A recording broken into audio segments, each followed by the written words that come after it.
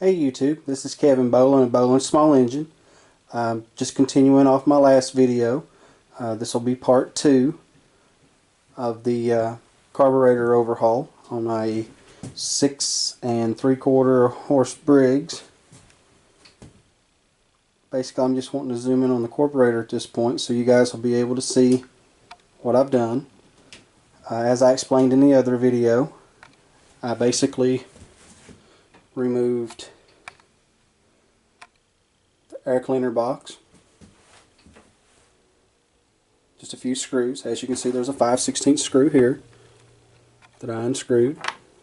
That exposed this part of the air cleaner box, and from there was 3 other additional 5/16 inch screws, one here, here, and here. I undone those as well. That allowed me to pull this away from the carburetor. Pretty simple. And from there I went ahead and just undone the carburetor mounting screws. They're 2 3/8 screws. They would have went right here. I'll show this to you guys. You can see there's one on each side. Here and over here. At this point it's fairly easy. You can just grab the carb, pull straight out, down, and just pull straight out from the side. I'm doing this with one hand, guys. I apologize, but it's kind of hard to do this and hold the camera too.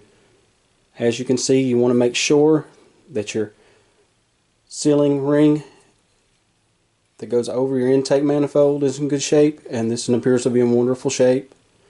You also want to make sure that your intake manifold ain't loose, and the bracket that holds the intake manifold in place. And of course that's this bracket right here. If it's loose, you want to make sure you tighten these bolts up. Also, you want to go down behind the blower housing, find the 2 screws that hold the intake manifold on, and tighten those up. Those are 1/4 inch. But as you can see, this one's tight. There's no loose movement. That tells me the intake manifold is good and tight. I'm not going to run into any issues there. So at this point, I'm going to go ahead, since I've got the carburetor off, I'm going to pull it apart. There is a nut on the bottom that I'll pull out, and it looks like there's quite a deal of grime on this carburetor, so I may just put it in a cleaner and continue with the next video with a clean carburetor, at least aesthetically, should I say. And I think it'll be a little better than trying to assemble this carburetor as it is in its present state.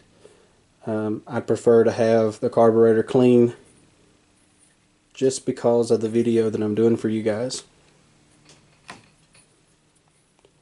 So I'm going to go ahead and end this video at this point. And as I say, when you see the carburetor next, all the aesthetics, should I say, to the carburetor will be clean. The bowl and the carburetor itself will be cleaned off.